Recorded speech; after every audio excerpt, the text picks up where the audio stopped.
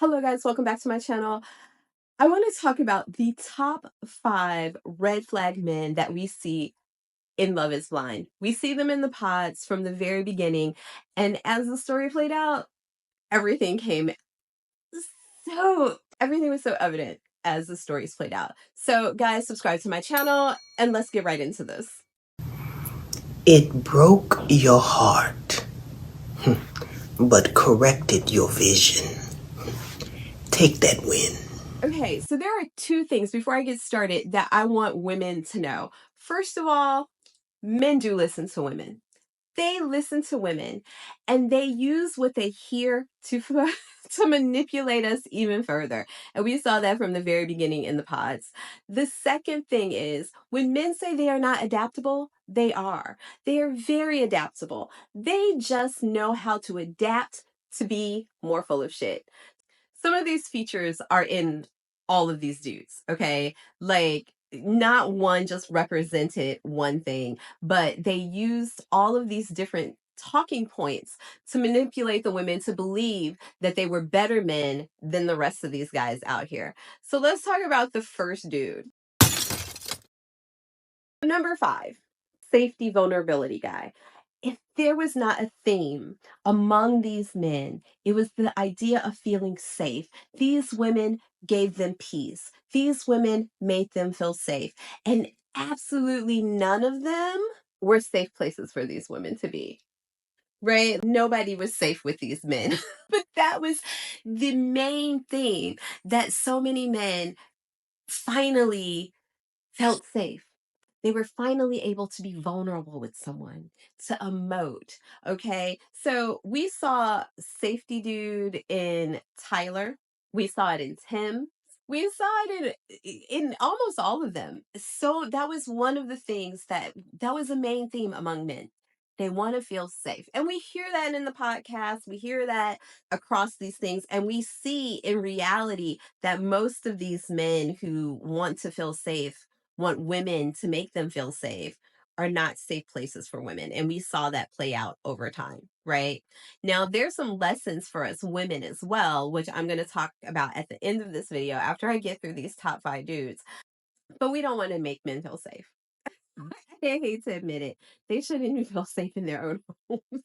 I don't want my partner to feel safe with me. He shouldn't feel safe.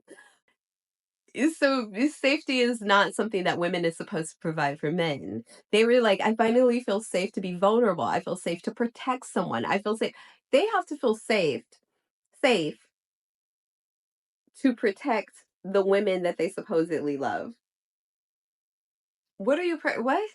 It doesn't make sense. Either way, these safety dudes, no bueno. That's number 3 is therapy guy.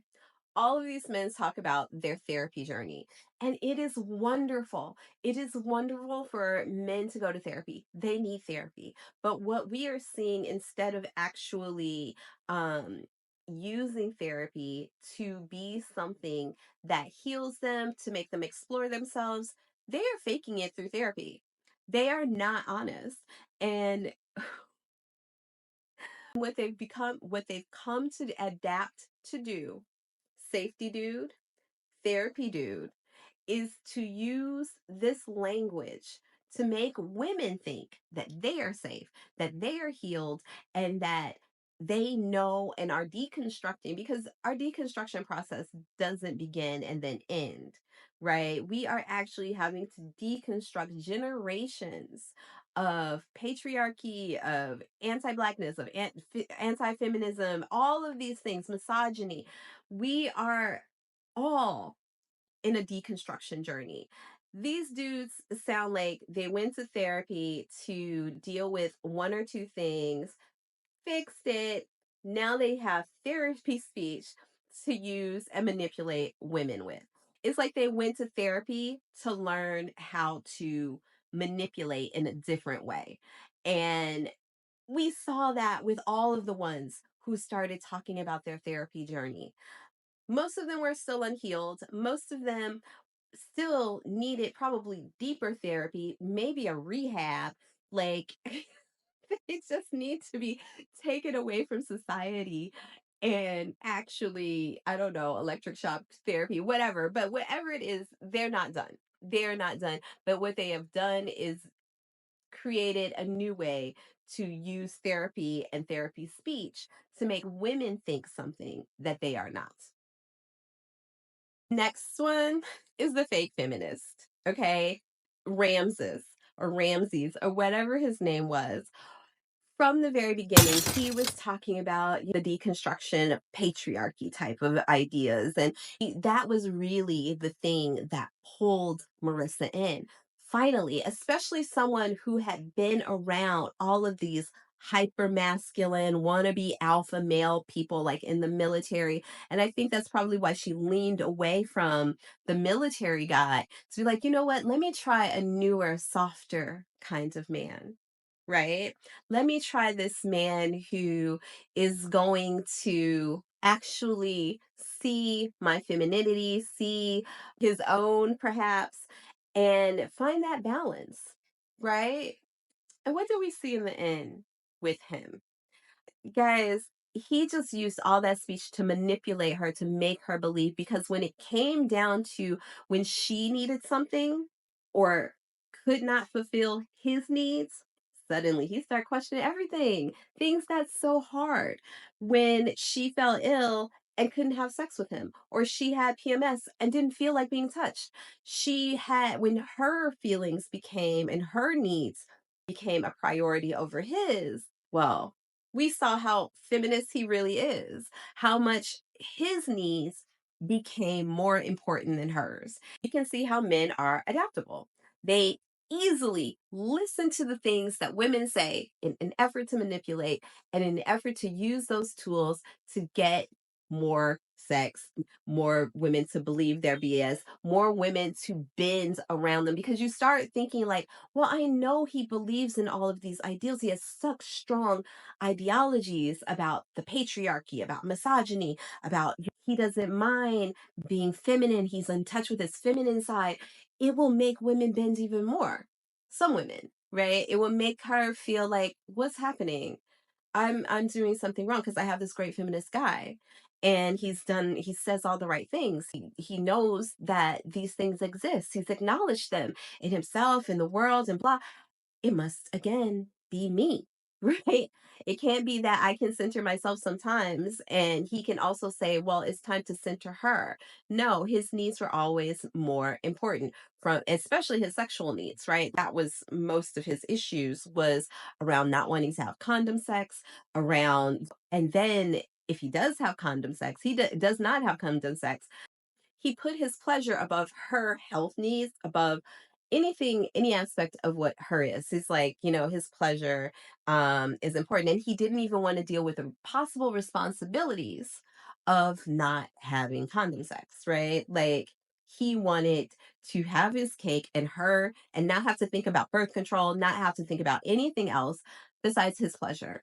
He just wanted to get in there and do his thing, make sure he was happy, and then move on, and she worry about the rest.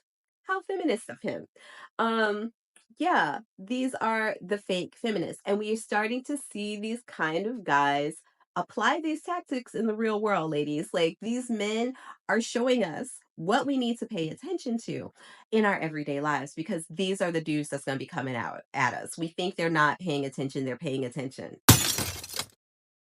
Okay, the next one is honesty, dude.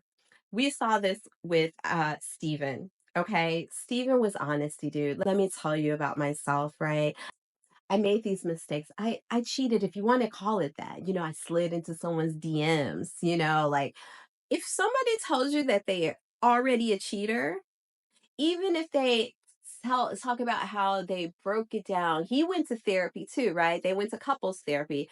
The relationship was over, so I'm not sure what was going on with couples therapy, but they went to couples therapy. Whatever the case may be, he told you up front, I'm a cheater. And if you want to call it that, because I slid into I was emotionally cheating because this, that, and the other, right? He didn't deserve her. And we hear this all the time. And these are things that will be like, well, he's learned, he's grown. He knew he went to therapy and he knew that because he had his own things about his own self-worth that translated his relationship. And now that he can recognize it, he is going to do better with, no, he's not going to do better with you, boo. He is not. He is telling you that so that when he does it to you, he can be like, well, I told you that I struggle with these things, right? So you can forgive me. You can forgive me. Um, yeah. So honesty, dude, is not honest. And we see that over and over again. The level of honesty that these men have is pretty damn low. Um, and we know a lot of these people just want to be on TV, but these tactics of manipulation are something we're going to see and starting to see, but they're very specific, right? They're specific to what women have been talking about they need from men, what women have been saying they're sick of dealing with men. They're very specific. So here's the number one. The number one worst one is religious man. I hate to break it to you ladies. Tyler, he's right. He started praying in the pods. And I knew right then what level of BS he was about to bring to this woman's life. I hate to break it to y'all, and I know not all religious men are this way, but the weaponization of religion, especially for Black women, is so deeply embedded.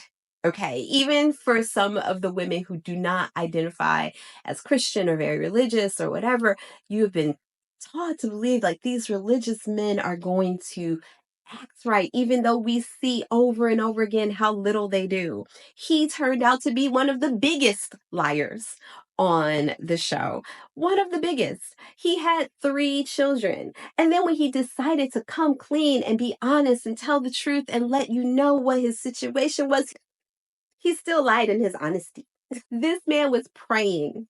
This man was going to bed with this woman every night praying. What was he really praying for? He was praying to manipulate her and finally get her to a point where she's not going to say no when he drops his bombshells on her. I had a relative who told me that she married my uncle and didn't know how many kids he had. They're still together, but I can't even imagine being a real, if like this dude, if this man comes in here and tells me he has like a 14-year-old child that he's been sending money to on the side and never told me about, sees when he goes to go get a beer, he goes to meet this kid or something, I would be done.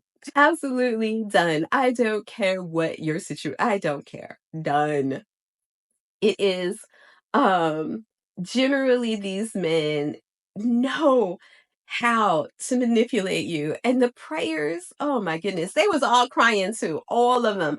This thing where women believe that men don't cry. They cry all the time. Men are the biggest babies. They have the biggest tantrums. We see them regularly, but we just think it's passion. And this circles me back to us women. We are not deconstructing the internalized misogyny and patriarchy enough or yet or at all for these women to not see through some of these behaviors from the beginning. And maybe they just wanted to be on TV too. Maybe that was part of the issue, right? But I wouldn't, if I was going to do this, if I was going to be just doing this for TV, I'm going to find the most fun dude to do it with. I'm going to be like, you know what? Which one of y'all going to be the funnest to hang out with? Maybe might be attractive and we can have a little fling or whatever, but we ain't going to get married. We going to have some fun. And that's about it because there is nothing else that I could see from these guys that these women um could have been attracted to, other than the fact we really want to believe that these good diamond guys are out there, these diamond in the roughs, these ones that are going to make our lives like what they're supposed to be through marriage and children and all of that.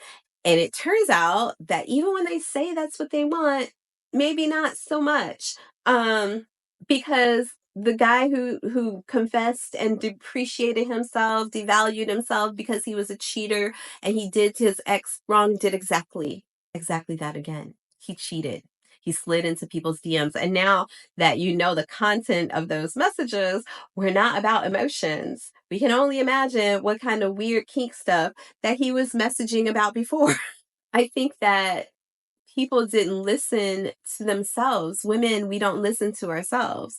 We saw that again with Hannah and Nick. She knew from the beginning that he was not a match. And maybe, her gut was telling her, blah. And again, maybe she wanted to extend her time on the show. She wanted to grow her platform. That's the only way you can do it, right? If you don't show up at the honeymoon, you're not going to get seen, right? So some of it could be that, but that's neither here nor there, because ultimately these behaviors, these things that women reconcile in themselves, still exist in reality. We can't see something we can't relate to in these characters in this show. So it's really telling for us women how little we're really deconstructing this in mass, particularly in the United States. Because I promise you, I feel like men are a danger anyway, but these guys, the emotional danger that they set for us is just as harmful sometimes as physical danger. So I think that I have more. I have more. I have more things to talk about Love is Blind. Let me know in the comments if you guys want more breakdowns and analysis. There's some of the interracial aspects of it, and just in general, let me know if you guys want more commentary on Love is Blind in the comments. I look forward to talking to you guys, and ciao ciao for now.